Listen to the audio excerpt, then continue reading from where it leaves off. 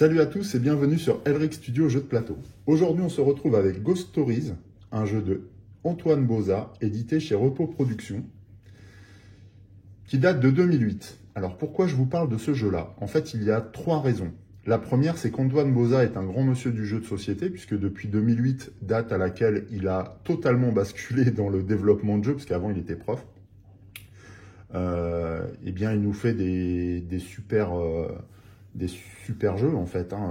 Donc Antoine Boza a participé à Seven Wonders. Il a développé le très récent Odyssey, qui rencontre un franc succès aujourd'hui et dont on reparlera sur la chaîne prochainement, je pense, parce que j'aime beaucoup.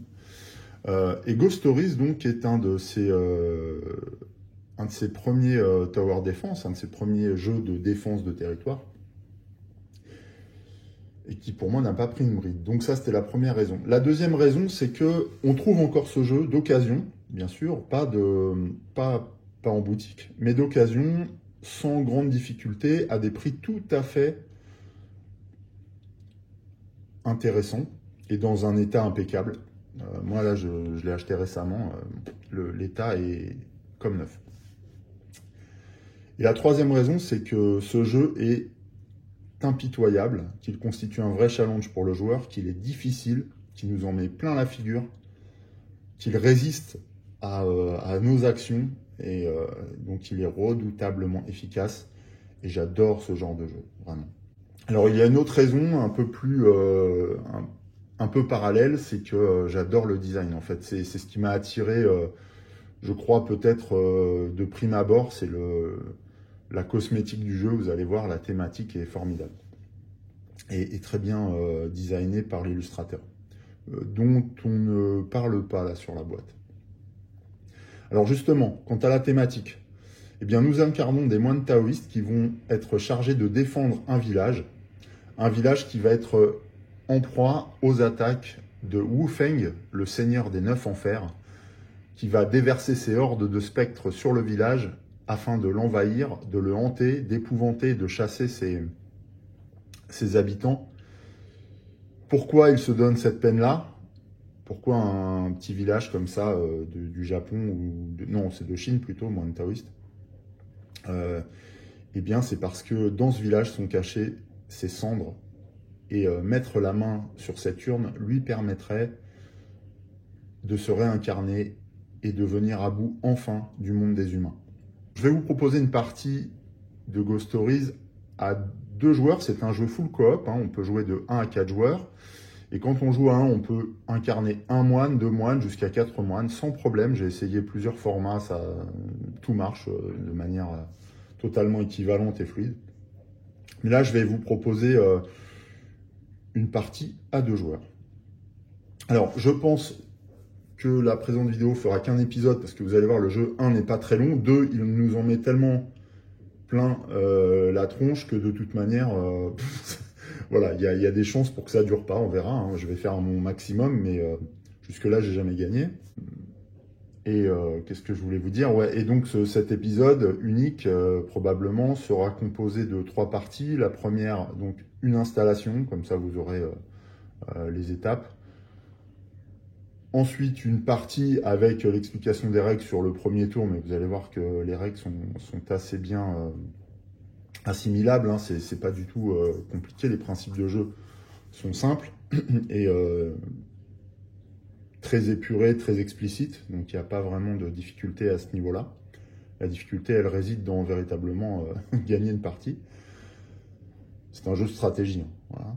Et la troisième partie, une petite conclusion.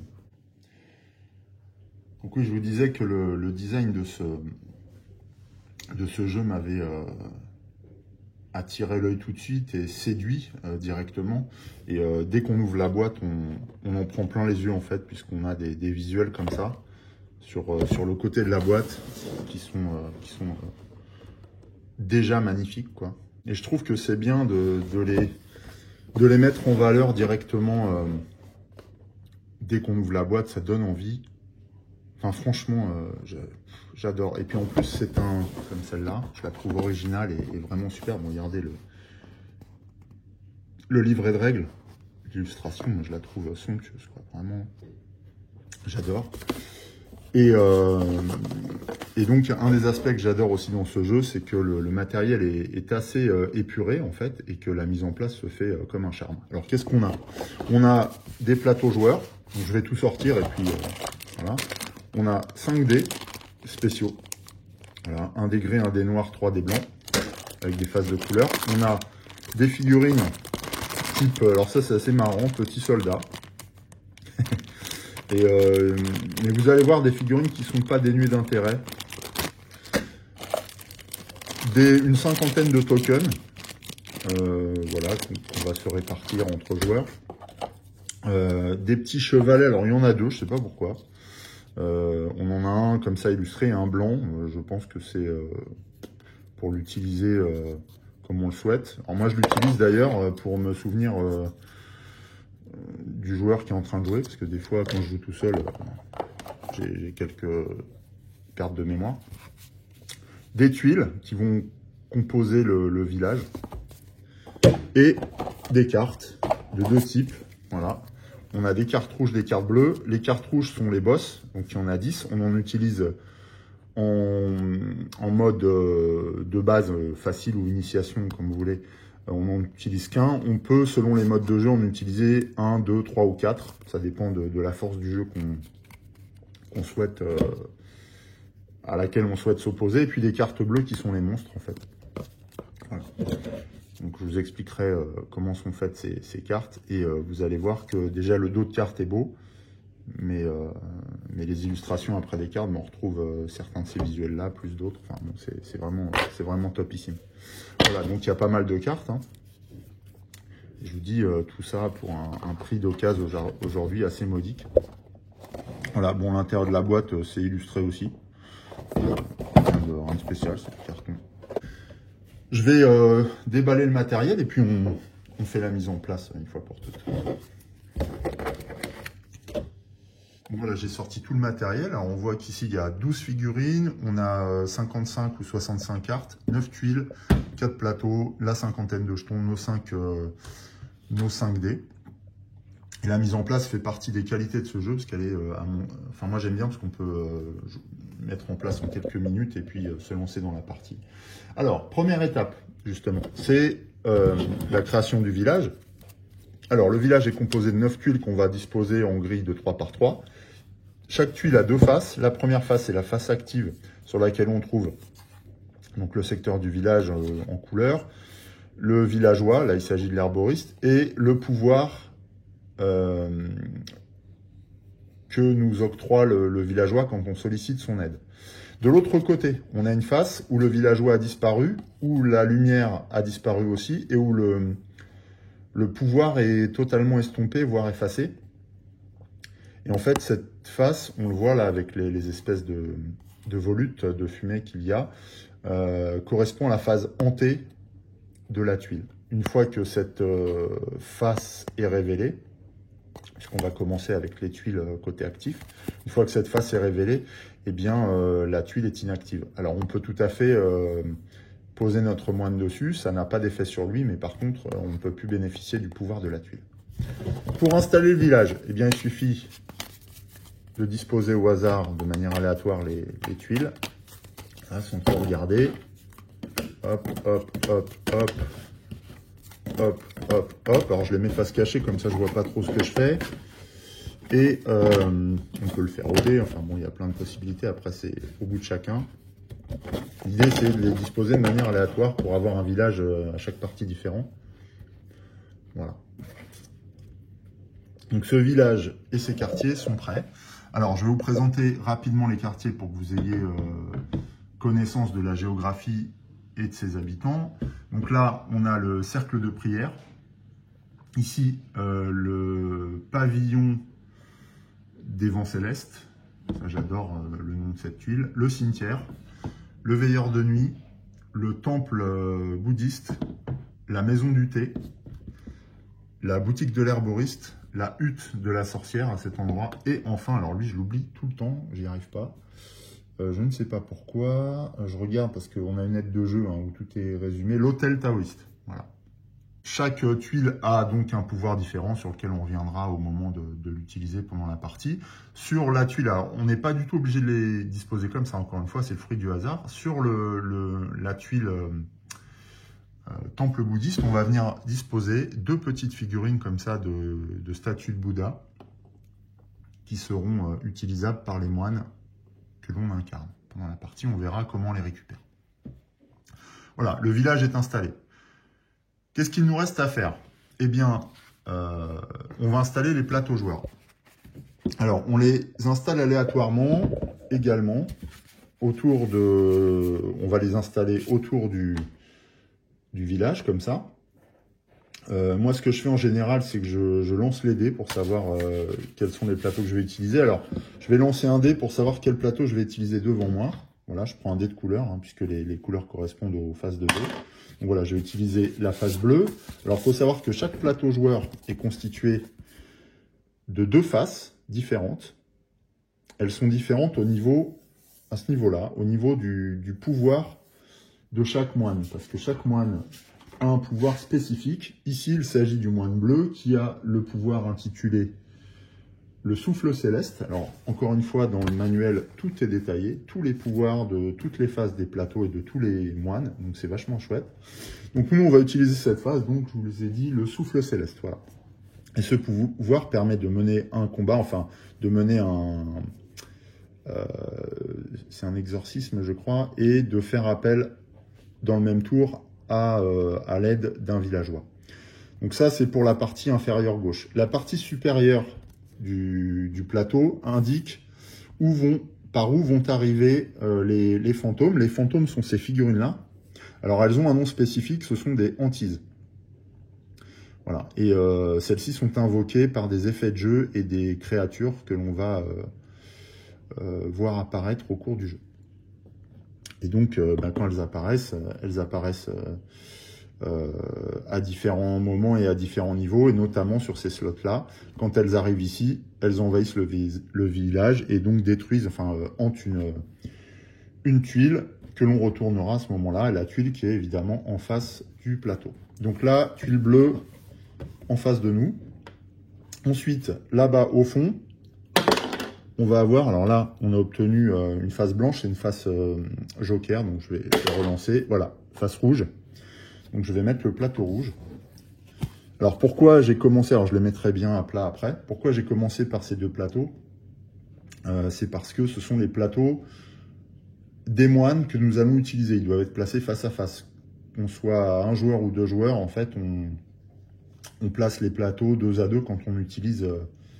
opposé 2 à 2 quand on utilise 2 moines. Voilà. J'ai oublié de vous dire à quoi correspond chaque slot, mais je pense que vous l'avez compris. C'est sur ces zones-là qu'apparaissent des cartes révélées qui correspondent à l'arrivée de fantômes, en fait. Sur les côtés, on va mettre les 2 plateaux restants. Alors pareil, on les met de manière aléatoire. Là, je vais mettre le vert et à gauche, je vais mettre le jaune. Et notre village, cette fois avec les plateaux, est prêt. Ensuite, en matière de mise en place, on a quasiment terminé. On va simplement se répartir les jetons. Alors, je vais enlever ça. Les jetons nécessaires de départ. Et le plateau de jeu sera totalement opérationnel. Vous voyez, ça prend 2 minutes. Hein, là, j'explique, mais ça prend vraiment 2 minutes. Alors, puisqu'on joue à 2 joueurs, on a donc le moine bleu et le moine rouge qui seront actifs. Donc, à eux, on va leur donner... Alors, ici, on a les jetons Tao qui sont des jetons de force, en fait. Hein. Donc, le moine rouge va prendre un jeton d'enfant rouge. Il va également prendre un jeton Yin et Yang rouge, qui va lui permettre éventuellement de bénéficier du pouvoir Yin et Yang, sur lequel on reviendra. Il va, pour une partie en solo à 2 joueurs, enfin à 2 moines, prendre également un jeton de... je ne sais jamais comment il s'appelle celui-là non plus, il y a 2-3 éléments comme ça que je n'intègre pas. Ce sont les jetons de pouvoir neutre, qui correspondent au pouvoir des plateaux ici qu'on peut solliciter en tant que plateau neutre, mais on va y revenir. Là, on va jouer en niveau initiation, donc on va également prendre un jeton Tao noir. Et enfin, on va prendre 4 jetons Chi. Alors, les jetons de Chi sont l'énergie vitale du moine, hein, en fait, sur ses points de vie. Et donc, en mode initiatique, on va dire, eh bien, on a 4 jetons de Chi en tant que joueur humain. Voilà. Je vais faire pareil pour le bleu. Donc, 4 jetons de Chi. Le jeton Yin et Yang bleu. Un jeton Tao, alors là, c'est un miroir. Bleu également. Un jeton noir. Alors, le jeton noir, je ne vous l'ai pas dit, mais ce sont des pièces de monnaie. Jeton Tao noir. Et qu'est-ce qu'il me manque? Donc, les Chi. Et le jeton pouvoir neutre également. Il y a un troisième jeton pouvoir neutre qu'on ne va pas utiliser dans une partie à 2 joueurs, donc je vais le mettre de côté ici, voilà, pas le perdre. En matière de jetons, on a un jeton mantra d'affaiblissement qu'on va mettre sur le plateau jaune, parce que ça correspond au pouvoir de ce plateau-là. Alors ça, on parle des plateaux des joueurs actifs, c'est ceux-là qu'on a mis en place avec les 4 jetons Chi et puis tous ces jetons Tao-là. Sur les plateaux neutres, on met uniquement 3 jetons Chi. Ça, c'est un invariant. Donc, chaque plateau neutre a une résistance de 3 énergies, on va dire. Voilà. Et donc, à chaque fois que un plateau neutre perdra un point de Chi, eh bien, on retirera un jeton. Une fois que le plateau a totalement perdu son énergie, on verra qu'il y a des conséquences également. Voilà, on va mettre, alors nous on utilise le moine rouge au milieu du village et le moine bleu, voilà. Les autres moines ne seront pas utilisés, on les met de côté. Les hantises pour le moment restent sur le côté du plateau. Et là, on doit être totalement prêt, il faut laisser apporter quand même tous les jetons parce qu'on va pouvoir les récupérer par des effets de jeu.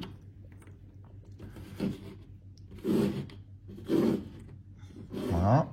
Les jetons Yin et Yang des moines non utilisés ne seront pas utilisés non plus. Les dés, bien sûr, vont l'être. Je vais prendre la piste. Hop là, voilà. Parce que c'est un jeu de dés. Ça, ce sont des jetons possédés. Et on voit que les jetons possédés sont aux couleurs des 4 plateaux joueurs. Donc on verra aussi qu'ils ont leur utilité selon les effets de jeu.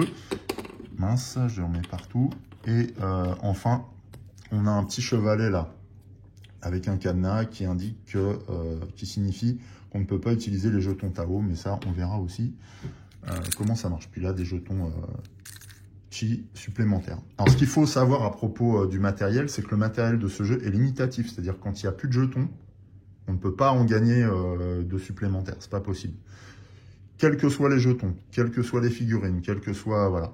Et si on doit piocher un jeton négatif et qu'il n'est plus, ou positif et qu'il n'est plus disponible, eh bien, en fait, on perd un point de Chi. Voilà. Donc, attention aussi à ça. Il faut bien avoir ça en tête. Là, le plateau est totalement prêt, les figurines aussi. Il nous reste simplement le deck à préparer, mais vous allez voir, ça prend 30 secondes. C'est très, très agréable aussi. Alors, premièrement, on va prendre les cartes rouges, donc ce sont les cartes boss. Hein. Alors, le boss dans ce jeu correspond à une incarnation de Wu Feng, c'est-à-dire que celui-ci revêt un aspect différent à chaque partie en fait. Alors soit plusieurs aspects, soit un aspect dans notre cas. Donc on va prendre une carte au hasard qu'on ne va pas révéler, qu'on va mettre de côté. Et il va être précédé et accompagné de ces hordes de monstres et de fantômes. Alors dans une partie à 2 moines, on va prélever 10 cartes. 1, 2, 3, 4, 5, 6, 7, 8, 9, 10. Et on va les retirer du jeu. On les remet dans la boîte. Elles ne seront pas utilisées au même titre que les autres cartes rouges. Ce qui amène, vous l'avez compris, de la variabilité dans le jeu. On va en prélever 10 autres. 1, 2, 3, 4, 5, 6, 7, 8, 9, 10. Ces 10 cartes-là, on va les mettre sous l'incarnation de Wu Feng. Le restant va être remélangé. Et va être mis sur le tas précédemment composé de l'incarnation de Wu Feng et d'Edika. Le but du jeu, c'est d'épuiser ce deck jusqu'à retrouver l'incarnation de Wu Feng et de la battre. Si on arrive à battre l'incarnation de Wu Feng, on gagne la partie. Donc il faut tenir en substance, tout simplement. Voilà. Et là, cette fois, la mise en place est totalement terminée. Donc on voit, ça fait un beau plateau de jeu avec le matériel sur les côtés. On a nos petits dés ici, une piste de dés. J'ai la règle du jeu, j'ai l'aide de jeu, voilà. Donc on peut se lancer dans la partie. Et vous allez voir que ce jeu nous réserve de sacrées surprises. Allez, courage, il faut y aller maintenant. Allez, on démarre. Alors comment s'organise une séquence de tours à Ghost Stories? Alors, il y a un petit résumé au dos du livret de règles. Donc, la séquence de tours se compose de deux phases, la phase Yin et la phase Yang. Donc, on est dans la thématique. La phase Yin correspond à la phase des fantômes, alors que la phase Yang correspond à la phase des taoïstes. Donc, on démarre par le taoïste bleu, enfin par le plateau bleu, plus exactement. Alors, je vais mettre ce jeton neutre là, pour me souvenir qu'on est sur ce plateau, parce qu'à force de tourner, je risque de m'en mêler les crayons. Et on va démarrer un tour. Donc, on démarre par la phase Yin, la phase fantôme. Donc, on regarde si des fantômes sont présents sur le plateau actif. Là, en l'occurrence, le plateau bleu, du joueur bleu. Et si des fantômes sont présents, ils font leur action si jamais ils ont... Là, ce n'est pas le cas. Alors, il y a deux types d'actions de fantômes. C'est l'action hanteur ou l'action tourmenteur. On y reviendra dans le déroulement de la partie. Ensuite, on regarde si le plateau est envahi, c'est-à-dire que les 3 slots sont occupés par des fantômes, auquel cas, il y a un effet qui vient à l'encontre du moine concerné par le plateau. Et enfin, on pioche une créature. Voilà. Dans le cas où le plateau n'est pas envahi. Si le plateau est envahi, on n'effectue pas la troisième étape. Ça, c'est pour la phase Yin, la phase fantôme. Pour la phase Yang, donc là, première, si on la met en œuvre, phase Yin, action des fantômes, il n'y en a pas. Le plateau n'est pas envahi. Par contre, il faut piocher une carte pour voir si un fantôme arrive à ce niveau-là. Et c'est une Perfidious Nymph. Alors, une Perfidious Nymph, c'est un spectre, un fantôme bleu, donc on le voit ici, avec un point de résistance. Ce point de résistance-là correspond à un point de Tao, bleu. Et on voit qu'elle a un effet d'entrée, puisqu'elle a un icône ici en bas à gauche, qui correspond à un point d'entrée. Quand ils sont au milieu, c'est un effet permanent. Donc, ce sont les fameuses actions qui se mettent en œuvre lors du début de la phase Yin. Et lorsqu'il y a un icône en bas à droite, c'est un effet de sortie. Là, elle n'a qu'un effet d'entrée. Et quand la Perfidious Nymph apparaît, donc la nymphe perfide, déjà comme c'est une créature bleue, elle va apparaître sur le plateau bleu. Donc on va la mettre là, mettons. Donc son effet de sortie correspond à cette icône qui signifie qu'elle provoque l'arrivée d'un second fantôme. Ouf. Alors voici l'une des créatures les plus redoutées en ce qui me concerne du jeu. C'est une Black Widow, une veuve noire. Donc celle-ci est une créature noire avec une résistance de 2 points de Tao noir. Et elle a un effet d'arrivée également. Et cet effet est assez redoutable, c'est pour ça que je crains cette créature vraiment fortement. Alors je vous laisse apprécier l'illustration qui est superbe, qui mélange manga et Marvel. Moi je trouve ça vraiment fort comme illustration. Donc son effet d'arrivée, c'est qu'elle nous empêche d'utiliser des jetons Tao. Alors on verra que là, j'en ai des jetons Tao, mais je ne vais pas pouvoir les utiliser. Et à quoi servent les jetons Tao? Eh bien, ils nous servent à obtenir des points de Tao qui nous servent à battre la résistance de la créature. Donc là, pour battre la Black Widow, il faut que j'obtienne deux points de Tao, soit en défaussant un point de Tao, enfin un jeton ou 2 jetons de Tao, soit en jetant les dés ici, et en obtenant des faces correspondantes à la couleur de la créature, là en l'occurrence du noir. La face blanche, là, que vous voyez ici, est une face joker, donc elle correspond à n'importe quelle couleur, ce qui nous facilite la vie. En tout cas, là, pour battre la Black Widow, le problème, c'est que je ne peux pas utiliser les jetons Tao. Mais son effet est plus radical que ça, c'est-à-dire qu'elle nous empêche d'utiliser les jetons Tao n'importe où et contre n'importe quelle créature. Ce qui est beaucoup plus embêtant que simplement si cet effet la concernait elle. Comme c'est une créature noire, en plus, on la pose sur le plateau du joueur actif, à savoir là du moine bleu. Voilà. Pour nous souvenir qu'on a cet effet-là, on a ce petit chevalet fourni avec le jeu qui, on le voit, enserre les jetons Tao, donc les objets Tao, dans les tentacules du mal. Et donc, on va le laisser au milieu pour indiquer qu'on ne peut pas les utiliser tant que la veuve noire est présente. Cerise sur le gâteau, elle a un effet de sortie ambivalent, puisque lorsqu'elle est défaussée, lorsqu'on réussit à la vaincre par un exorcisme, elle nous maudit. Donc, on devra lancer le dé de malédiction. Heureusement, on a quand même un effet positif, puisqu'on a un bénéfice. On gagne un point de chi ou un jeton yin-yang, si on n'a plus de jeton yin-yang sur notre plateau. Voilà. Mais bon, faut déjà y aller hein, pour obtenir 2 points. 2 points. Alors voilà, hein, c'est la veuve noire, je vous rappelle, elle est arrivée à cause de l'effet d'entrée de la nymphe perfide. Donc voilà. Donc ça, c'était pour la phase yin, qui nous a obligés à ajouter un fantôme, puis un autre, dû à son effet d'entrée. On passe à la phase yang, donc autour du joueur. La phase yang se compose aussi de trois étapes. On a un déplacement qui est facultatif. Alors, les moines taoïstes, hors pouvoir particulier, se déplacent d'une tuile uniquement. Bon, là, comme ils sont au milieu, ils peuvent aller n'importe où. Et donc, on va déplacer le moine bleu. Pour pouvoir exorciser une créature, il faut se trouver sur la case perpendiculaire à l'emplacement de la créature. Bon, il y a des exceptions hein, en fonction des pouvoirs qu'on peut solliciter, mais voilà, c'est pas évident. Alors, je ne vais pas y aller par 4 chemins. Je veux me débarrasser de la Black Widow, de la veuve noire, là, parce que pour moi, elle est trop effrayante.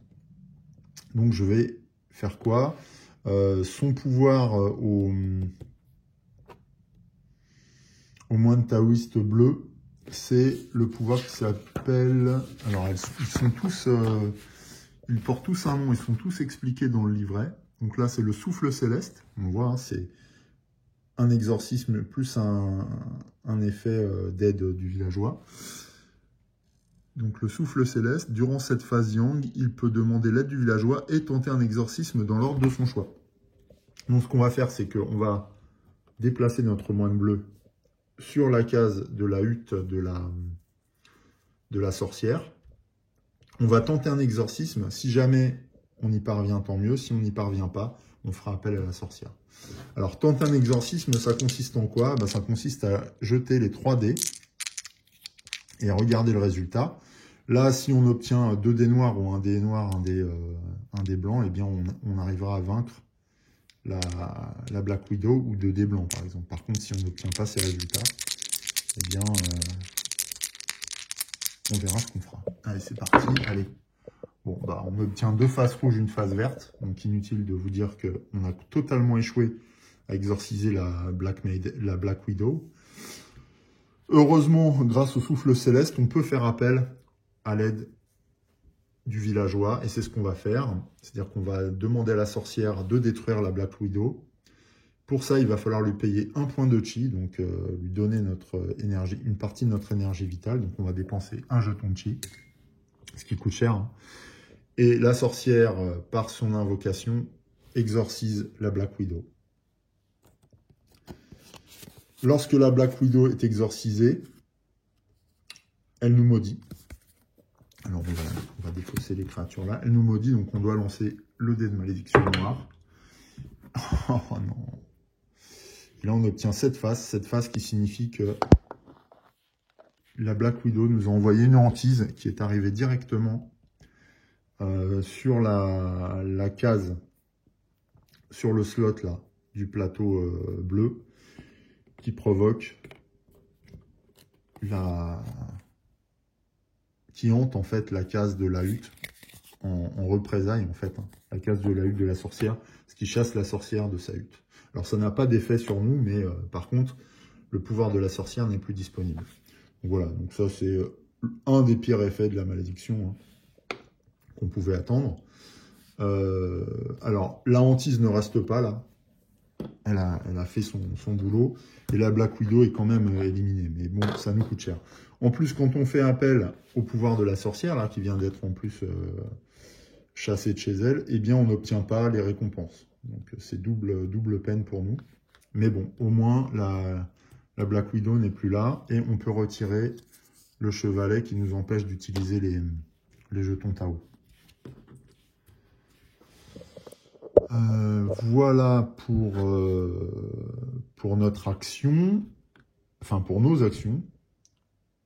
Il y a une troisième étape autour du joueur, la phase Yang, du coup, c'est de positionner une statue de Bouddha qu'on aurait préalablement récupérée sur un des emplacements disponibles n'importe où sur le plateau de jeu. L'intérêt de mettre une statue Bouddha sur un slot comme ça, c'est qu'il empêche une créature d'arriver. Si une créature arrive comme ça, eh bien, elle est tout de suite défaussée. Et la statue de Bouddha retourne directement dans le temple bouddhiste. Donc l'intérêt, c'est d'aller chercher les statues de Bouddha pour protéger les plateaux qu'on souhaite préserver, pour pouvoir se concentrer ailleurs. C'est des sortes de défense.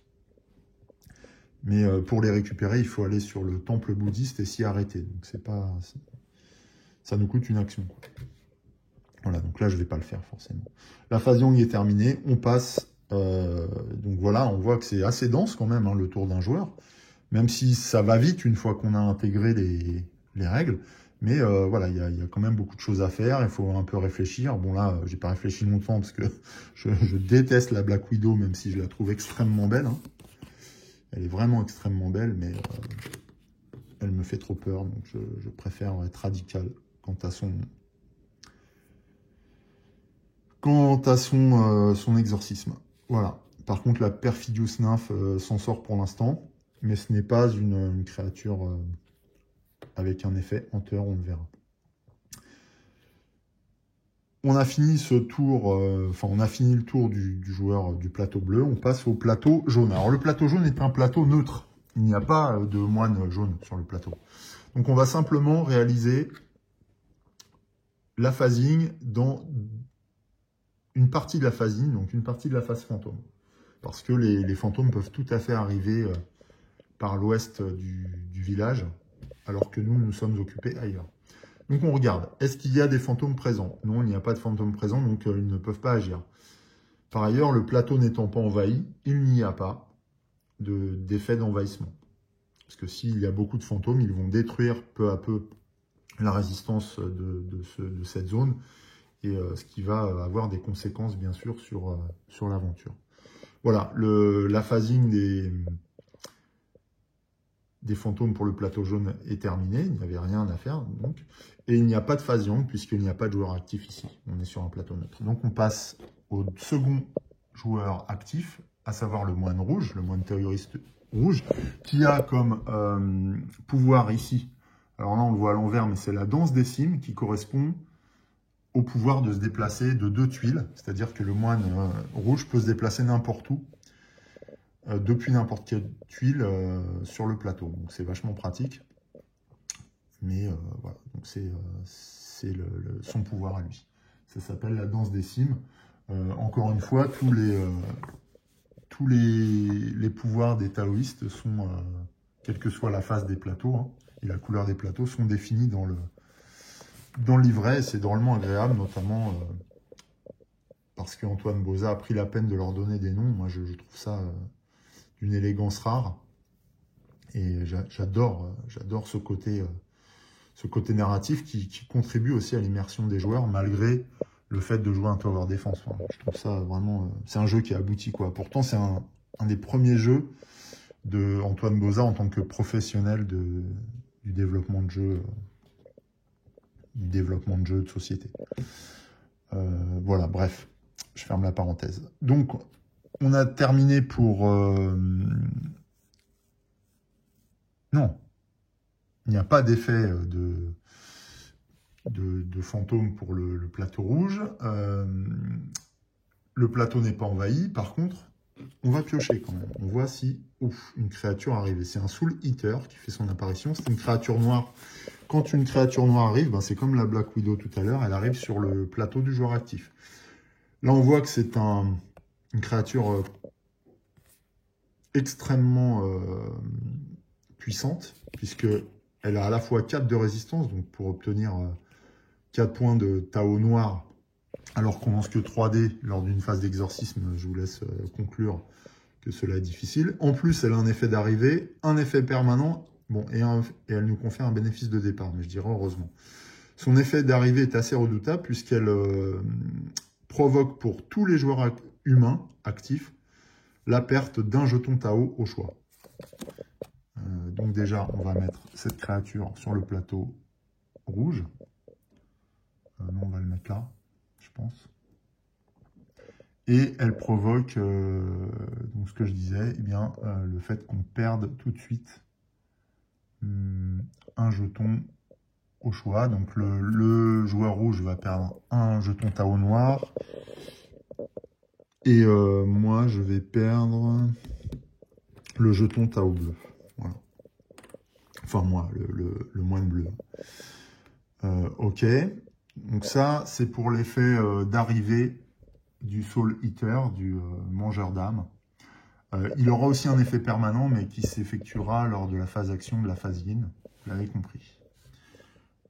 Voilà pour la phase yin du plateau rouge. Maintenant, on passe à la phase yang pour le moine rouge. Alors, notre taoïste, que va-t-il faire? Vous voyez, hein, là, le problème, c'est que là, je ne peux pas faire appel à la sorcière. Donc, je suis face à un gros problème, puisque je n'ai pas de jeton noir. Donc, je ne peux pas exorciser, c'est pas possible d'exorciser le Soul Eater, puisque même en obtenant 3 faces noires sur les dés, il m'en manquera une. Donc, ce que je vais faire, je vais aller demander de l'aide. Donc, je vais me déplacer de 1 et je vais aller demander de l'aide au cercle de prière pour que ceux-ci concentrent leur énergie contre les créatures noires. Et donc, comment ça se passe? Eh bien là, je vais aller chercher un jeton Tao noir que je vais poser sur la tuile du cercle de prière, ce qui signifie que là, quelle que soit la créature que je vais chercher à exorciser, du moment que ce soit une créature noire, je vais pouvoir ajouter un point d'exorcisme, un point de Tao, à mon résultat de dé ou au jeton que je défausserai. Donc j'ai un point noir supplémentaire, mais ça ne marche que pour les jetons, que pour les créatures noires. Si je reviens et que je fais appel de nouveau au cercle de prière, je pourrais tout à fait changer la couleur de jeton. Mais là, ça me coûte mon action. Je ne vais pas tenter d'exorcisme pour l'instant. En termes de phase yang, j'ai fait mon déplacement, j'ai fait mon action. Je n'ai pas récupéré de statue Bouddha, donc je n'en ai pas à placer. La phase yang du moine rouge est terminée. On passe au plateau neutre vert. Le plateau neutre vert, il n'y a pas de fantômes présents, donc ils n'ont pas d'action, et il n'y a pas d'effet invasion. Voilà. Il n'y a jamais de troisième étape en phase yang, en phase yin plutôt, pour un plateau neutre, heureusement. On passe au joueur bleu, donc en fait on a déjà fait le tour complet du plateau, le tour complet du village. Et donc, on passe à un nouveau tour, en fin de compte. Phase yin du plateau bleu. Donc, phase yin. La Perfidious Nymphe n'a pas d'effet permanent. Donc, elle ne fait rien. Il n'y a pas d'invasion, hein, il nous reste de la place sur le plateau, donc on pioche. Phase d'apparition de fantômes. Et là, c'est une Sharp-Nailed Mistress. Donc c'est la créature 36. Alors oui, dans le livret de règles, toutes les créatures sont... Enfin, alors ils ont conservé... Antoine Boza a conservé les noms en anglais parce que je pense qu'il les trouvait plus stylés. Mais il en a proposé une traduction dans le manuel. Donc il suffit de regarder le nombre en bas. Et de regarder dans le manuel, page 11, donc 36. 36, c'est les maîtresses griffues. Voilà. Sharp-Nailed Mistresses. Et donc encore une belle illustration là. Et elles apparaissent sur le plateau rouge. Alors elles ont un effet d'arrivée qui est assez redoutable puisque elles provoquent l'arrivée d'un second fantôme. Donc là on va les mettre sur le plateau rouge hein, tout de suite. Ici. Donc un nouveau fantôme arrive et c'est un fantôme bleu. Donc un fantôme bleu arrive sur le plateau bleu. Paf. Et en plus, elles ont un effet possédé qui empêche le plateau de mettre à disposition son pouvoir au moine, au joueur actif. Donc là, tant qu'elles sont présentes, le pouvoir du plateau est neutralisé. Comble de l'horreur, elles ont invoqué des Perfidious Nymphes. Ah bah c'est les deuxièmes d'ailleurs, mais on voit que ce n'est pas les mêmes illustrations. Et ces Perfidious Nymphes qui arrivent sur le plateau bleu suite à l'effet des Sharp-Nailed Mistresses, eh bien, elles aussi ont un effet qui provoque l'apparition d'un nouveau fantôme. Donc là, c'est un Yellow Plague. Donc une créature très très résistante, mais qui n'a pas d'effet d'arrivée ni d'effet permanent, mais qui rapporte des jetons Tao si on réussit à la détruire. Je vais la mettre ici, sur le plateau jaune. Et en plus, elle provoque la perfide nymphe possède le plateau bleu. Donc elle neutralise le pouvoir du plateau bleu. Donc là, on est juste dans une situation désespérante. Peut-être pas encore désespérée, mais désespérante, puisque le joueur bleu n'aura même pas le bénéfice de son pouvoir personnel, quoi. Tant que la Perfidious Nymph est présente. On a déjà 2 cases de neutraliser, donc on voit qu'on est en grande difficulté, parce que si jamais une autre tuile est retournée, donc une 3e partie du village devait se retrouver hantée, on perd la partie. C'est net, clair et précis, la partie s'arrêtera. Donc là, comment faire pour lutter contre ça? Eh bien, avant de faire toute autre action, je vais dépenser mon jeton Yin Yang. Le jeton Yin Yang a 2 pouvoirs. Il permet soit de réactiver une tuile hantée, donc de la remettre sur sa face active et de rappeler le villageois concerné, donc de bénéficier possiblement de son pouvoir. Soit il permet de faire appel à un villageois sur une autre tuile que celle où on se trouve. Mais pour ça, il faut le défausser. Et regagner des tuiles, des jetons Yin Yang, c'est pas évident. Mais là, je vais le faire parce que c'est trop dangereux. Donc, je défausse mon jeton Yin Yang pour rappeler la sorcière qui revient dans sa hutte. Et du coup, là, j'ai le choix. Je peux plus utiliser et un exorcisme et une action de sorcière. Donc, qu'est-ce que je fais? Alors, soit j'exorcise, c'est qu'un point bleu, mais j'ai plus de jetons bleus. Par contre, j'ai ça, peut-être, ça me coûtera peut-être moins cher que d'utiliser la sorcière.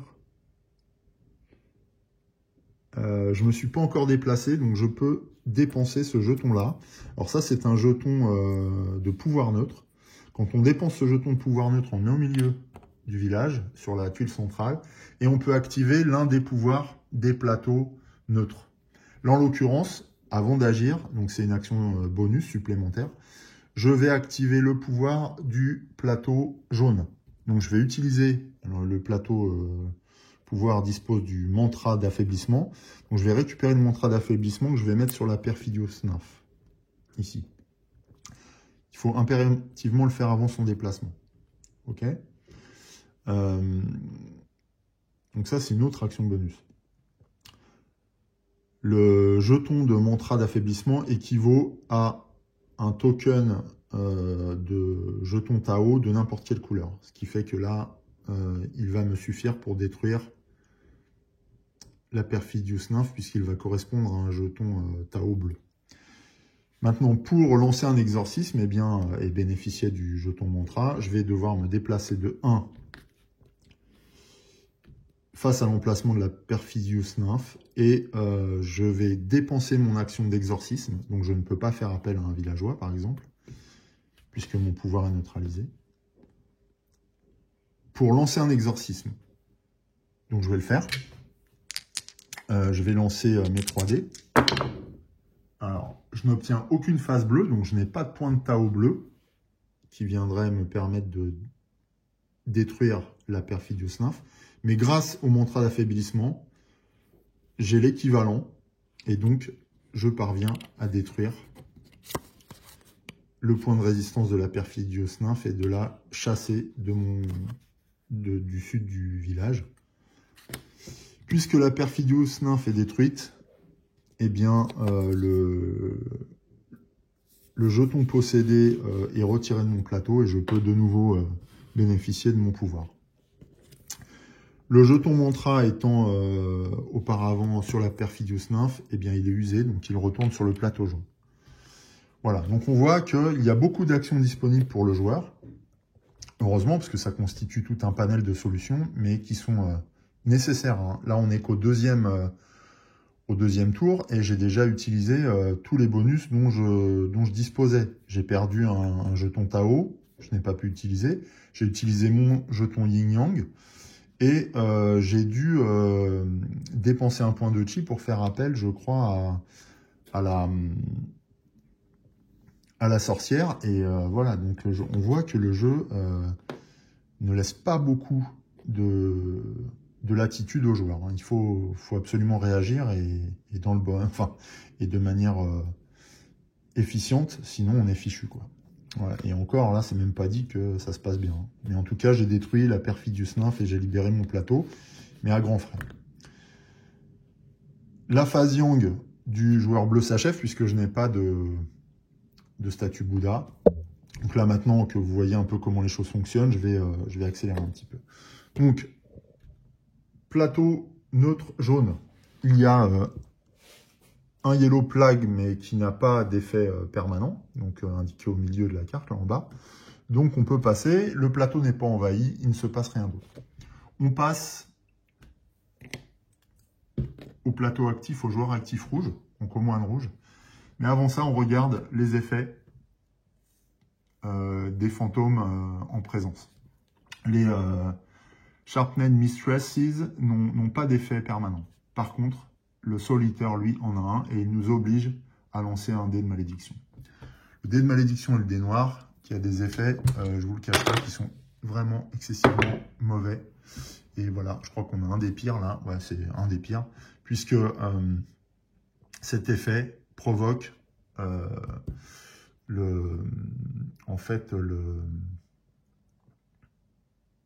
la destruction de la tuile perpendiculaire au solitaire. Donc là, le solitaire hante directement, sans même envoyer une hantise, la tuile qui lui est directement connectée. Ce qui nous remet dans la situation précédente, puisqu'on a déjà 2 tuiles hantées sur 3. Ce qui nous met évidemment une nouvelle fois en grande difficulté. On n'est qu'au deuxième tour, je vous le rappelle. Donc je vous dis, là on est à 28 minutes de jeu, hors mise en place. Les parties peuvent être hyper violentes et se finir très brutalement. comme vous le voyez. Alors on va peut-être pouvoir retourner la situation, mais pour l'instant on est quand même mal barré. Donc ça, c'était la phase action des fantômes, on n'a pas encore pioché. Le plateau n'étant pas envahi, il n'y a pas d'autre effet, donc on doit piocher.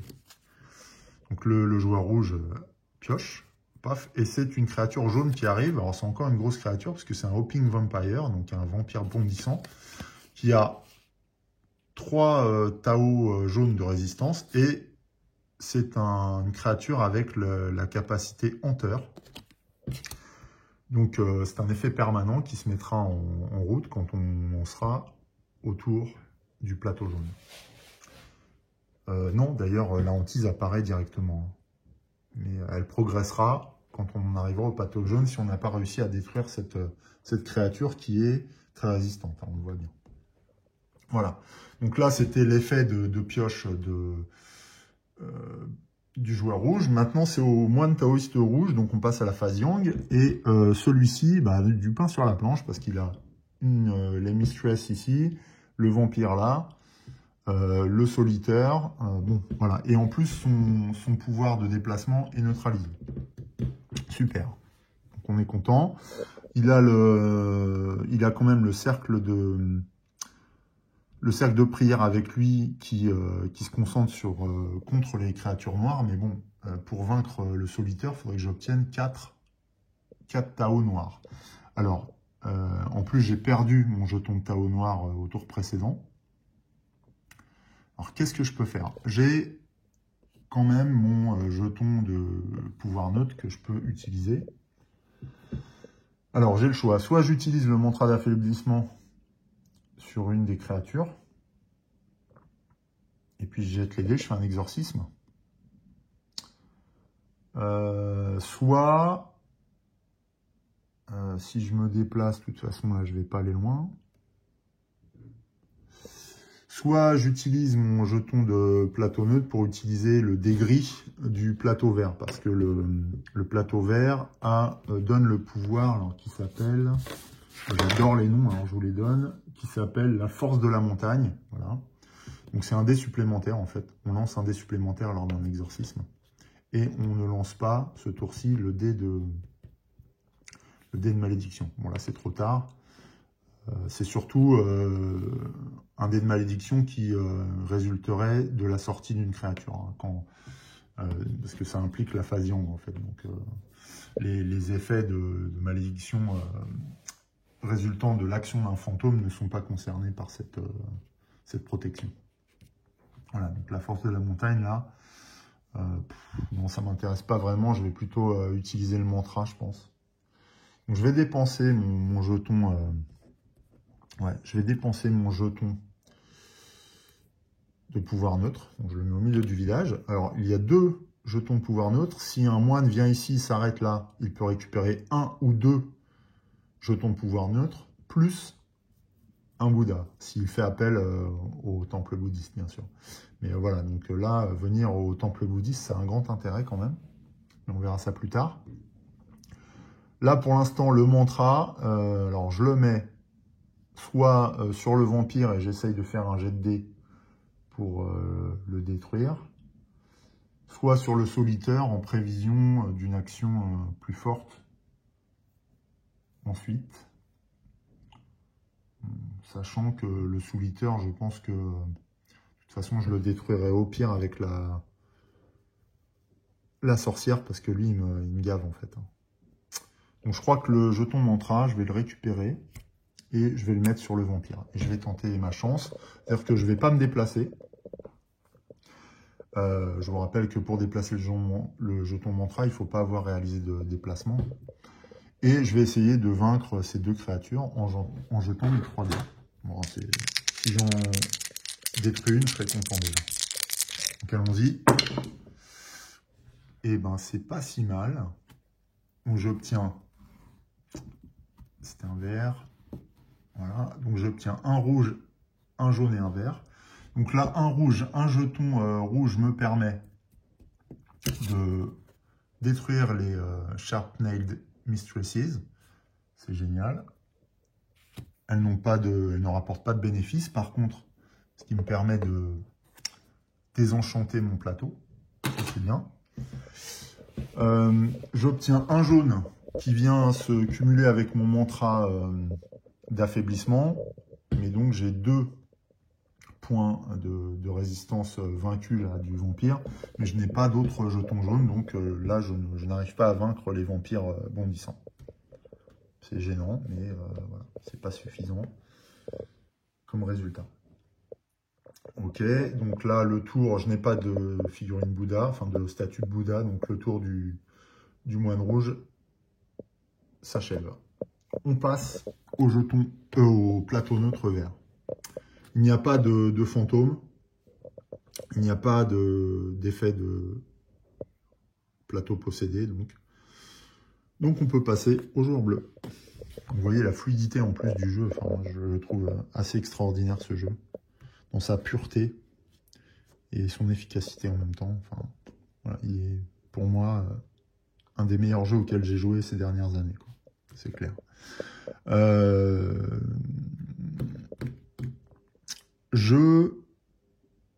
Enfin, plateau bleu. Alors, la Perfidious Nymph n'a pas d'action, il n'y a pas d'effet d'envahissement. On pioche tout de suite une créature. Alors là, c'est une nouvelle créature jaune qui arrive. C'est une goule avec un effet hanteur, une capacité hanteur. Donc, une hantise fait son apparition, là encore. Et c'est tout pour la phase yin sur le plateau bleu. On passe à la phase yang. Oui, on passe à la phase yang. Ça suffit aussi, vous me direz. On passe à la phase yang. Le moine bleu a récupéré son pouvoir. Heureusement. On va faire le moine... Le moine bleu. Alors, je ne vais pas pouvoir aller jusqu'au plateau jaune, sauf si... Enfin, je peux pas atteindre les créatures du plateau jaune, parce que c'est celles qui vont s'activer juste après. Sauf si j'utilise la hutte de la sorcière. Mais utiliser la hutte de la sorcière, c'est un point de chi. Maintenant, si je le fais pas, je peux pas tenter quelque chose pour préserver le plateau jaune. Donc, il va perdre un jeton de chi. Et en plus, les hantises vont avancer. Ce qui est... une menace de game over, puisque on a déjà 2 tuiles retournées. Donc je crois que je vais faire appel à la sorcière, j'ai pas trop le choix. Ça m'enchante pas, mais j'ai pas le choix. Donc je me déplace de 1. Je dépense un point de chi encore. Et la sorcière va s'employer à détruire la créature la plus difficile, donc le Hopping Vampire. Ce qui permet de se débarrasser par le même coup de sa hantise. Il n'y a pas d'effet de bénéfice, hormis de protéger un peu le village à cette action. Voilà. Je n'ai pas d'autres actions possibles pour le moine bleu, donc le tour est fini. On passe au plateau jaune. Phase yin, donc les fantômes rentrent en action. Le Yéoplague n'a pas des défaits, par contre la goule progresse vers le village. Prochain coup, elle détruira une tuile. Le plateau n'étant pas envahi, je peux passer au plateau rouge. Donc c'est au tour du moine rouge. Sauf que on est d'abord sur la phase yin. Donc la phase yin, eh bien, le souliteur lance sa malédiction. Donc on va lancer le dé. Et la phase obtenue est une phase moins 1 chi. Donc le souliteur dévore littéralement l'âme du joueur rouge et son énergie vitale. Donc lui supprime un jeton, un point de chi. Donc ce souliteur là commence à me saouler justement. Donc je vais essayer de m'en occuper. Alors le cercle machin... je vais encore dépenser un point de chi. Alors le pouvoir, on passe à la phase yang, hein, le pouvoir de déplacement du joueur rouge est de 2 cases, donc on va faire 1, 2. Il va venir aussi voir la sorcière, il va dépenser un point de chi. Et il va tuer, enfin la sorcière tue le solitaire. Seul problème, c'est que du coup on ne remporte pas le bénéfice. Mais tant pis, parce que là, le solitaire me gaffe trop. Ok, voilà pour l'action du moine rouge. On passe au plateau vert. Assez rapide, hein, il n'y a pas de fantôme, donc pas d'action, pas d'effet invasion. On passe au plateau bleu. Alors, l'état des lieux là, du plateau bleu, c'est qu'il nous reste 2 jetons de chi, un jeton de Tao noir. Il y a aussi cette créature, la Perfidious Nymph, qui menace, enfin qui encombre notre plateau. Mais c'est pas vraiment l'urgence. L'urgence, c'est plutôt la goule qui menace directement la tuile du gardien, du veilleur de nuit. Alors, on a deux options. Ouais, bah en fait non, parce que là j'ai récupéré son pouvoir, donc je vais me déplacer, tout simplement. Qu'est-ce que j'ai fait? J'ai pas pioché encore. Donc je pioche. Là, il n'y a pas d'effet, pas d'invasion, je pioche déjà. Cette fois, c'est une créature verte, le Rotten Soul, donc c'est l'esprit putride. Ouais, en effet, il n'est pas très joli. Il a un effet de sortie de malédiction quand on le détruit. On va le mettre où? On va le mettre là. Ouais, on va le mettre là. Ok. Et bon, il n'y a rien d'autre. Il n'a pas l'effet hanteur. Donc, maintenant, on passe à la phase Yang. Le joueur bleu, enfin le moine taoïste bleu, se rend à l'ouest du village et va essayer d'exorciser la goule. Donc pour ça, il va falloir qu'il lance les dés et obtienne une phase jaune, puisque la goule a un point de résistance. Ouh, il a deux phases bleues, donc il élimine la goule directement, sans autre sommation. Très bien. On n'a même pas besoin d'utiliser le pouvoir du souffle, comment ça s'appelle déjà, j'ai dit? Du souffle céleste, puisqu'il n'a pas besoin de faire appel au veilleur de nuit pour repousser la hantise. Là, la goule a été détruite. Ce qui met fin au tour du joueur bleu. Plateau jaune, eh bien, il n'y a pas d'effet du coup, pas de fantôme avec une action, pas d'envahissement. On passe au plateau rouge. Alors, on n'a plus le souliteur. C'est la bonne nouvelle. Par contre, en état des lieux, on voit que le moine est bien affaibli hein, quand même. Il a un jeton de Tao rouge, un pauvre jeton de Tao rouge, 2 points de chi. Là, en termes de menace, on n'est pas sur de la grosse menace, que ce soit sur le plateau bleu, jaune ou vert. Ce sont des créatures qui n'ont pas d'effet permanent.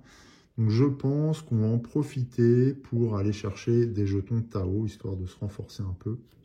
Donc, on va aller, le joueur rouge, je n'ai pas pioché encore. Ah, je le fais à chaque fois. Donc, il faut que je pioche déjà. Donc, je pioche, et ben, voilà. C'est un Blood Drinker, donc un buveur de sang. Une créature rouge avec 2 points de résistance, mais qui n'a pas d'effet d'arrivée ni permanent. Par contre, qui maudit quand il est détruit. On va le mettre... Bon, c'est pas plus dangereux que ça, mais voilà. C'est toujours embêtant. Mais ça nous permet de temporiser un peu. On va quand même se rendre comme j'avais prévu. On va se déplacer, aller à l'échoppe de l'herboriste pour gagner des jetons Tao. Donc on va lancer 2 dés. Voilà, et on obtient 2 Tao verts. Alors ça me... Je trouve pas ça terrible. Bon, ça nous servira à vaincre la Rotten Soul, là. Mais j'aurais préféré avoir un peu de variété. C'est pas grave. C'est mieux que rien. Voilà. L'action du moine rouge est passée. Je n'ai pas de... Ouais, j'aurais pu aller chercher... Ah ouais, j'aurais pu faire ça. Sinon... On a trop tard, j'ai lancé les dés, donc c'est pas grave. Tant pis. Voilà, la phase Yang du joueur rouge est terminée. On passe au plateau vert. Il n'y a pas d'effet permanent, pas d'envahissement. On passe au plateau bleu. Alors, le joueur bleu. La Perfidious Nymph se tient à distance pour le moment. Pas d'autres fantômes sur le sud du village. Donc je pioche. Et là, c'est une créature verte, un Fallen Monk, donc un moine déchu, avec 1 point de résistance et il a un effet d'entrée. Le moine déchu invoque un autre fantôme. Et c'est une Fury of Death. Alors, Fury of Death, voilà. Une espèce de Kali, assez impressionnante. Elle a 4 points de résistance. Elle a un effet permanent de malédiction et quand on l'a réussi à la vaincre, elle nous permet de récupérer 1 point de chi et un jeton Ying. Ce qui serait bien utile pour le joueur bleu. Maintenant, Obtenir 4, c'est compliqué puisqu'on n'a que 3 dés. Donc, il va falloir qu'on trouve une astuce. Voilà pour la phase yin du plateau bleu. On passe à la phase yang. Alors là, on va pas faire appel une nouvelle fois à la sorcière parce qu'on n'a plus que 2 points de chi. Alors c'est tentant pour la Fury of Death, mais j'aimerais bien récupérer des bénéfices à un moment donné. Le moine bleu va se déplacer aussi chez l'herboriste et grâce à son souffle céleste, il va tenter un exorcisme sur la Perfidious Nymph, histoire de faire de la place, et il fera appel aussi au pouvoir de l'herboriste. Donc on va jeter 3 dés. On obtient 2 faces blanches. Alors, 2 faces blanches, ce qui nous permet de vaincre les Perfidious Nymph. Voilà. Bon, on aurait pu les utiliser contre les Yellow Plague, mais j'ai pas de jetons et le cercle de prière n'est pas activé sur du jaune, donc c'est pas la peine. Alors d'ailleurs, hein, les jetons ont tous des symboles différents. Hein. Moi, j'utilise ça plutôt que les couleurs, c'est plus thématique. Voilà, deuxième, enfin action bonus là, liée au pouvoir de souffle céleste. Je vais faire appel à l'herboriste pour... Ah, mais j'ai été bête. Bah, c'est trop tard. J'ai été bête, j'aurais dû invoquer l'herboriste pour avoir des jetons. Tant pis. Alors j'ai un vert et un rouge, donc de toute façon, pas de regret. Alors, le jeton vert, c'est une cloche en argent. Le jeton rouge, c'est de l'encens, voilà, que j'obtiens. Et le noir, de la monnaie. Voilà pour la phase yang du moine bleu. Et on passe au plateau neutre jaune. Il n'y a pas d'effet lié à la présence de fantômes. Donc on peut passer au moine rouge. Alors là-bas, le Blood Drinker n'a pas d'effet permanent. Donc on pioche. Et c'est un zombie. Encore une créature jaune qui apparaît ici. Donc, ce qu'on va faire, c'est que cette fois, le moine jaune va... Non, le moine rouge va se déplacer là-bas. Ouais, pour essayer de vaincre une des 2 créatures quand même. Ok. Alors, il peut se déplacer hein, grâce à la danse des cimes. Voilà, il se déplace de 2. Et il va tenter un exorcisme sur ces 2 créatures. Qu'est-ce qu'il a comme jeton? Il a un rouge et 2 verts. Ouais, bah, c'est bien. On va faire ça comme ça. Allez. Alors j'obtiens... Ah, c'est un noir. Moi, je crois que c'était un blanc. Un noir, un bleu qui ne me servent à rien. Une face blanche. Donc là, par exemple, je peux détruire le Blood Eater, ce que je vais faire, en dépensant un jeton Tao rouge. Donc 1 plus le jeton Tao, ça fait bien 2. Je détruis le Blood Eater, mais celui-ci va nous maudire. Mais bon, de toute façon, c'est la rançon de succès. Heureusement, le Blood Eater a été détruit avant qu'il puisse lancer quelques malédictions que ce soit. Donc je m'en sors pas mal. Et du coup, le moine rouge met fin à son tour comme ça. Plateau vert. Alors, il n'y a pas d'effet permanent. Mais par contre, il n'y a plus qu'un espace. Hein. Donc, il va falloir s'en occuper. Donc, on peut passer à la suite. Plateau bleu, joueur bleu, moine bleu. Ah oui, alors d'abord, Phasine. La furie lance une malédiction. Espérons que ce soit pas ce que je crains. Non, c'est un point de chi qu'elle détruit. Donc, elle blesse le moine bleu. Il lui reste qu'un seul point de chi. C'est assez catastrophique. Sans qu'on puisse rien faire en plus pour l'instant. Qu'est-ce qu'il va faire? Voilà, c'est une cata. Voilà, ça sent pas bon. Hein. Ça sent pas bon du tout. En plus, là maintenant, il faut que je pioche. C'est une créature rouge qui apparaît. C'est un Blood Drinker, un autre. Ça aussi, j'apprécie, vous voyez, illustrations qui sont toutes différentes, ou quasiment. Donc voilà, les noms sont les mêmes, mais on a de belles illustrations à chaque fois variées. C'est vraiment très chouette. Alors, ce Blood Drinker là a 2 points de résistance et nous maudit en sortant. Il arrive sur le plateau rouge, donc on voit que le tour précédent n'a pas servi à grand chose pour le moine rouge. Et que reste-t-il comme option pour le moine bleu? Eh ben pas grand chose, il va se rendre au... Ouais, il va se rendre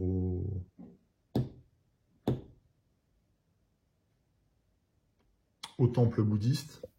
Il va récupérer... Il va en prendre qu'un jeton pouvoir neutre.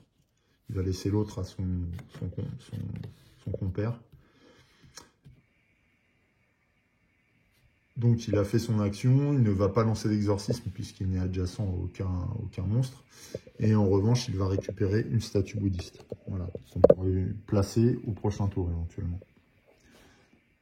Alors c'est risqué parce que je ne fais rien de plus.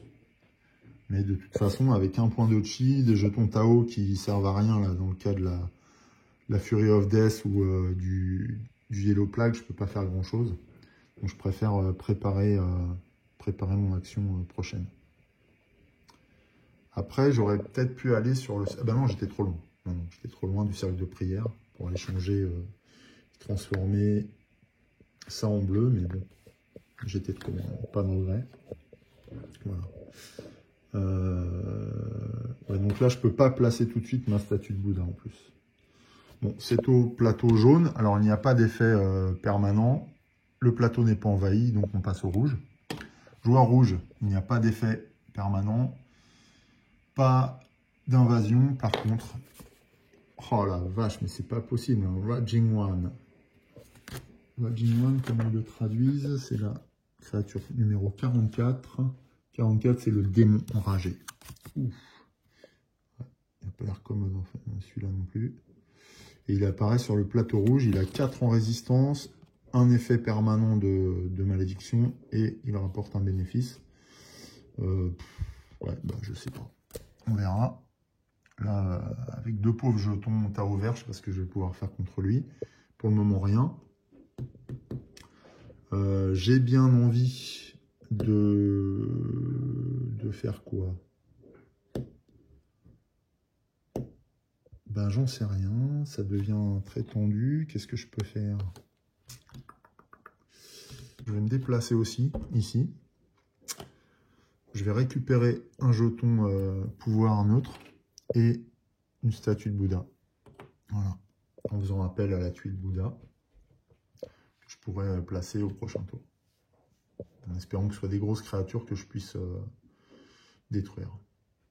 Voilà. On passe au plateau vert. Pas d'effet permanent. Pas d'invasion. On passe au joueur bleu. On doit subir la malédiction une nouvelle fois de la Fury of Death. Off. Bon.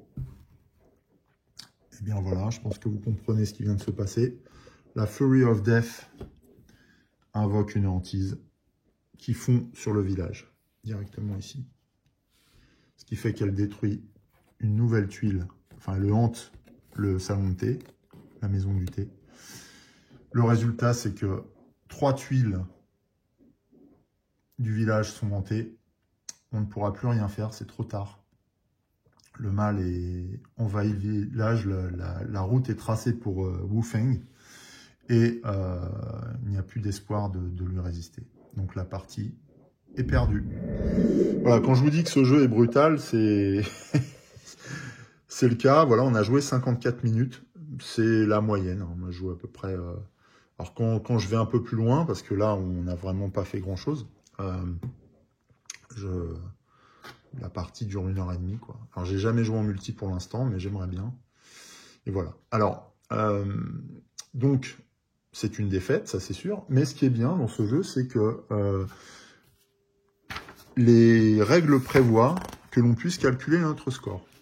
Donc, c'est ce qu'on va faire juste avant de passer à la conclusion. Alors, comment on évalue notre performance? C'est ce qu'on c'est ce qui est expliqué là. Afin d'évaluer votre performance et de vous aider à progresser, vous trouvez dans la boîte une feuille de score. Bon, je ne vais pas l'utiliser, mais en effet, elle est là. Elle est là, avec la belle veuve noire là sur le côté. Il faudrait que je la photocopie pour profiter de l'illustration, mais je ne l'ai pas fait pour le moment. Vous trouverez dans la boîte une feuille de score. Pour calculer votre score, utilisez les valeurs ci-dessus. 10 points pour la victoire, donc là non. 20 points pour la victoire mode enfer, ouais, parce que c'est 10 points en mode initiation normale. Alors, je sais pas si vous voyez là. Mode initiation normale ou cauchemar, ça c'est quelque chose sur lequel je reviendrai lors de la conclusion. 20 points quand on est en mode enfer, plus 1 point par chi restant. Alors là, on a 1 point de chi restant, 2, 3, 4, 5, 6, 7, 8, 9. Donc on peut déjà considérer, je vais les noter, qu'on a 9 points de chi. Alors là, j'ai déjà fait des parties précédemment. Donc là, je vais la noter en noir. Voilà, donc on a 9 points de chi, plus 9. Ok, on est le 28. On a 9 points de chi. On joue en difficulté initiation. Voilà. Et on ne sait pas encore quelle est l'incarnation du Wufeng, on verra ça après. Donc là, on a plus 9 points grâce au point de chi. Ensuite, qui nous reste? On a plus 1 point par fantôme restant dans la pioche en cas de victoire. Par contre, on a moins 1 par fantôme restant dans la pioche en cas de défaite. Nous, il reste beaucoup de fantômes dans la pioche. Ceux qui sont sur le plateau ne comptent pas, ceux qui sont sur la défausse ne comptent pas. Donc on va regarder combien il nous reste de fantômes en main. 1, 2, 3, 4, 5, 6, 7, 8, 9, 10, 11, 12, 13, 14, 15, 16, 17, 18. 18 fantômes avant le boss, avant l'apparition de l'incarnation de Wufeng. Et on sait qu'il y en a 10 en dessous. Donc 18 et 10, 28. Donc là, on a moins 28 points. D'accord, moins 28 points. Ok, 9 moins 28. Ensuite, 3 points moins 3 points par taoïste mort. Bon, ça, on n'en a pas puisque les deux sont ressuscités. Moins 4 points par tuile village hanté. Il y en a 3, tuile village hanté, parce qu'il peut y en avoir plus. Hein. Donc moins 3 fois 3, 9. Ah non, c'est moins 4. Donc 12. Moins 12 encore. Ok. Plus 2 pour la première incarnation en mode cauchemar ou enfer. Bon. Ouais, parce qu'on peut avoir plusieurs incarnations. Bon, là, on n'est pas concerné. Du coup, notre score final est de plus 9, moins 28. Donc, on est à moins 19, moins 12. Donc, moins 39, moins 41. Belle performance. Je crois que c'est la pire des parties que j'ai faites.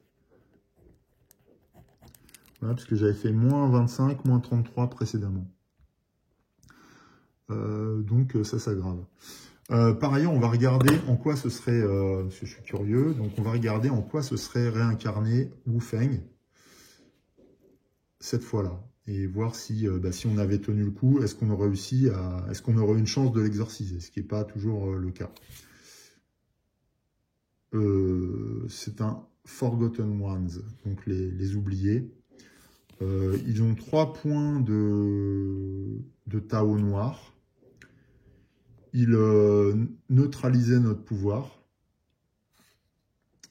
Ouais, donc ils étaient prenables. Ouais, c'est dommage. Ils étaient prenables si on avait tenu.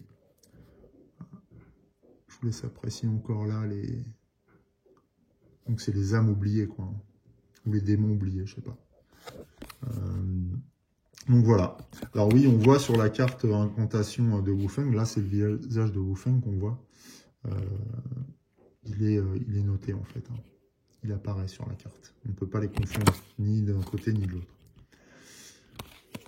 Voilà, bah écoutez, on va passer tout de suite à la conclusion. C'est pas la peine d'insister. Hein, nos moines taoïstes n'ont pas survécu. Allez, conclusion. Alors, quelle conclusion tirer de cette partie sur Ghost Stories? Il y en a plusieurs. Déjà, en matière de gameplay, Donc nous, on a eu la chance de tomber sur les Forgotten Ones, les oubliés. Mais il y a beaucoup d'autres boss. Alors si on avait atteint ce stade-là, on aurait pu les battre, peut-être. Mais en tout cas, ils étaient prenables. Il faut voir que, donc je vous le disais en début de vidéo, on a 10 boss en tout, enfin 10 réincarnations de Wu Feng. Et elles sont toutes différentes, toutes variées.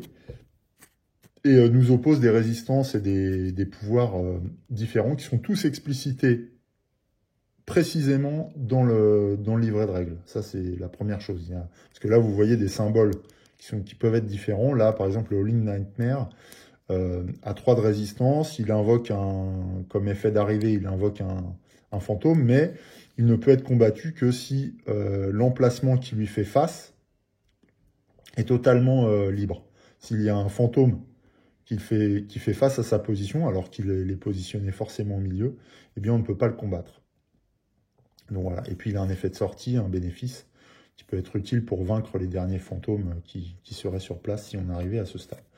On a d'autres créatures, alors on en a avec beaucoup... Je vais pas tout vous spoiler, parce que j'ai envie que ceux qui le souhaitent puissent découvrir avec délectation les différents boss. Je vais vous en montrer un seul, que je trouve spécifiquement hard. Là, je vais vous montrer celui-là. Alors, il y en a d'autres, hein. Vous voyez, on a vraiment toute une tripotée avec des forces et des résistances différentes. Mais je vais vous montrer le Nameless, l'innommable, le sans nom. Et en fait, pourquoi je vous le montre? Parce que c'est l'incarnation même, la réincarnation même de Wu Feng.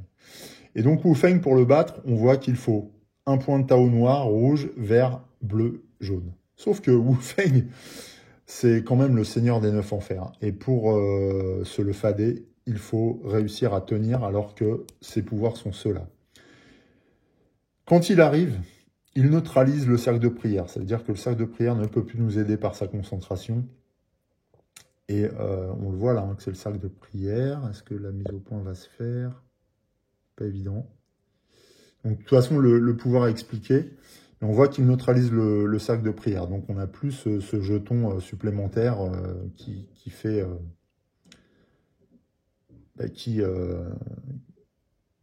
nous renforce.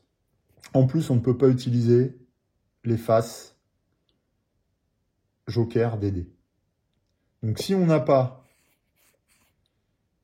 les jetons Tao qui vont bien, si on n'a plus la possibilité de faire appel au mantra, là-bas, hop, au mantra d'affaiblissement ici, eh bien, Wu Feng est invincible, en fait. Voilà, donc vous voyez qu'on peut tomber, alors l'innommable, il ne faut pas le nommer, a priori. Donc vous voyez que le jeu vous réserve de longues heures de lutte avant de pouvoir vaincre toutes les réincarnations de Wu Feng qui sont proposées. Donc il est extrêmement rejouable, hein, de par ses boss, de par le mix qu'on peut faire au niveau des cartes, puisqu'on en enlève une partie au moment de la mise en place, qu'on peut remélanger, réinjecter dans le deck. Alors il faut savoir que lorsqu'on joue à 2, on en enlève une partie, mais quand on joue à 4, on laisse toutes les cartes. Mais on les mélange différemment, donc ce qui amène des combinaisons de vagues de monstres différentes, donc des effets qui s'enchaînent différemment. Donc là encore, une rejouabilité absolue. On peut mélanger les tuiles de village, on peut changer le positionnement des plateaux joueurs, on peut les retourner. Enfin bref, il y a des heures et des heures de jeu. Ce jeu est vraiment une petite merveille de game design. Ça, c'est clair. Donc c'est la première raison pour laquelle je l'adore vraiment. C'est un de mes jeux préférés de ces dernières années. Deuxième aspect que je voulais souligner, c'est qu'en plus donc de cette rejouabilité, de la possibilité de se challenger de différentes manières, des différentes géométries proposées par le fait de jouer 1, 2, 3, 4 joueurs ou 1, 2, 3, 4 moines si on joue en solo, on peut calculer son score, donc évaluer sa progression, etc. Et bien en plus le jeu propose différents modes de jeu. Alors je les cherche, voilà. On en a, voilà, on en a 4. Niveau de difficulté, on a mode normal, Alors, on a mode initiation déjà. C'est le mode qui sert de fil rouge pour la mise en place, l'explication de la partie, etc. Mais là, on a joué en mode initiation dans la partie présente. Ensuite, on a le mode normal et la règle nous dit, Antoine Boza nous dit, attention, la véritable aventure commence. Le mode normal diffère du mode initiation en 2 points. Les taoïstes débutent avec 4 jetons chi et non 4. Avec 3 jetons chi et non 4. Nous, on en avait bien 4 au début, on s'est déjà fait exploser. Les taoïstes débutent la partie avec un jeton Tao à la couleur de leur plateau, mais sans jeton Tao de la couleur noire. Alors que nous, on était en mode initiation, on avait le jeton Tao noir. Ça, c'est le mode normal. Ensuite, on a le mode cauchemar, qui là, nous dit, vous avez progressé, le mal aussi. Le mode cauchemar reprend les règles du mode normal, mais le nombre d'incantations à renvoyer en enfer peut remporter la partie, pour remporter la partie augmente. À 3 joueurs, on a 4 incantations de Wu Feng. À 1 ou 2 joueurs, 3 incantations de Wu Feng au lieu d'une. Et enfin, on a le mode enfer, approuvé par Wu Feng lui-même. Le mode enfer est semblable au mode cauchemar, à une différence près. Les taoïstes débutent sans leur jeton yin et yang. Et puis, il y a un récap là des différents modes. Donc, en plus de tout ce que le jeu propose déjà, on a différents modes de jeu. Voilà, donc je vous laisse imaginer le plaisir et la durée de ce plaisir que l'on peut prendre avec ce jeu pendant des heures et des heures. Sans compter, le dernier aspect, et c'est là-dessus que je vais conclure, c'est que ce jeu est rapide à expliquer. Donc on peut le sortir avec des enfants ou des copains qui passeraient un après-midi et se mettre à jouer quasiment rapidement, puisque les séquences du tour sont simples à expliquer et rapides. Après, bon, pendant le jeu, il faut un petit peu expliquer les effets, mais grâce à l'aide de jeu qui est parfaite, on peut rapidement s'approprier les subtilités du jeu, même en jouant pour la première fois. Donc c'est vraiment un jeu formidable de ce point de vue-là. Et moi, je suis impressionné du travail d'Antoine Boza. Alors en plus, voilà, aujourd'hui, il y a Oltré qui nous amène encore un aspect narratif à cette défense de territoire, et c'est vraiment chouette, quoi. Donc voilà, un auteur à suivre en plus. Moi, j'ai payé ce jeu 20 € sur Ocaseo. Si ça vous a plu, on le trouve encore. C'est aussi pour ça que je voulais proposer, parce que j'avais pas envie de vous proposer un jeu qu'on trouve plus. Donc vraiment, si ça vous a plu, jetez-vous dessus, quoi. Vous ne serez pas déçus et vous allez vous régaler. Et voilà. Et on pourra communiquer sur cet enthousiasmant jeu qui est Ghost Stories. Écoutez, j'espère que cette vidéo vous aura plu. Je vous remercie beaucoup pour votre fidélité. Je vois qu'on est un petit peu plus chaque jour. Donc c'est super, c'est très satisfaisant pour moi. C'est une belle récompense, d'autant qu'elle s'accompagne de vos messages qui sont souvent très bienveillants et qui me font toujours très plaisir. Je suis vraiment ravi d'échanger avec vous, que vous soyez joueur ou youtubeur de votre côté. Enfin, on a des échanges vraiment sympathiques et c'est vraiment très plaisant de pouvoir partager avec vous à chaque fois. Donc je vous remercie encore. Je vous dis à très bientôt pour d'autres jeux. En attendant, je vous souhaite une belle journée. Portez-vous bien et à très bientôt sur Elric Studio Jeux de Plateau. Salut!